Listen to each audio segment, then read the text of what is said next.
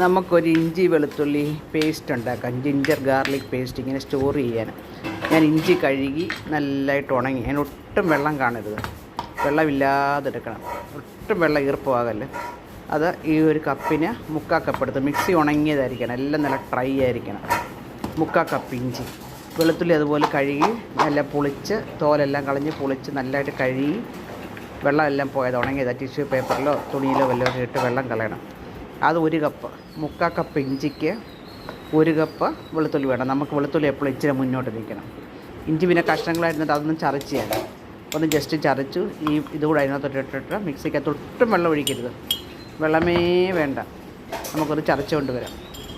അത് ചതച്ചു.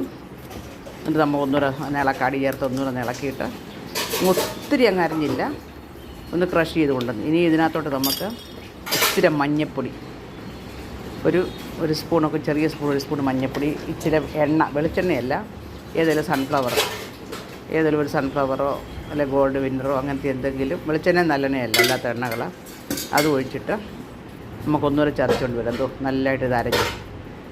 ഇത്ര ഇങ്ങനെ അരഞ്ഞാൽ മതി. ഒത്തിരി അങ്ങ് കറിക്ക് അരയ്ക്കുന്ന പോലെ അരയണ്ട.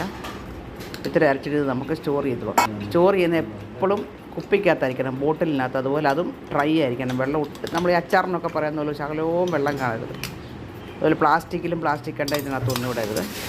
ബോട്ടിലിനകത്ത്, ഈ ബോട്ടിലിനകത്തെടുത്ത് ഇങ്ങനെ ഫ്രിഡ്ജിൽ വെച്ചിരുന്ന നമുക്ക് 2 മാസം മുതൽ, 2 മാസം ഒന്നും നിൽക്കത്തില്ല, അതിന് മുമ്പേ തീരും. 2 മാസം 3 മാസമൊക്കെ നിൽക്കും. പക്ഷേ അത്രയും നിൽക്കത്തില്ല. നമുക്കിതൊരു മാസത്തിനുള്ളതില്ല. ഇച്ചിരി ബിരിയാണിക്കോ ഇറച്ചിക്കറിക്കോ മീൻ വറുക്കുന്നതിനോ ഒക്കെ എടുക്കാം. ഇങ്ങനെ സ്റ്റോർ ചെയ്ത് വെച്ചാൽ മതി. നമുക്ക് അപ്പം എടുക്കാം. നമ്മുടെ ജോലി എളുപ്പം തീരാനുള്ള മാർഗ്ഗമാണ് ഇത്. സമയമുള്ളപ്പോൾ ഇത് ചെയ്ത് വെക്കുക, ആവശ്യമുള്ളപ്പോൾ എടുക്കുക. നമ്മുടെ ജിഞ്ചർ ഗാർലിക് പേസ്റ്റ് റെഡി.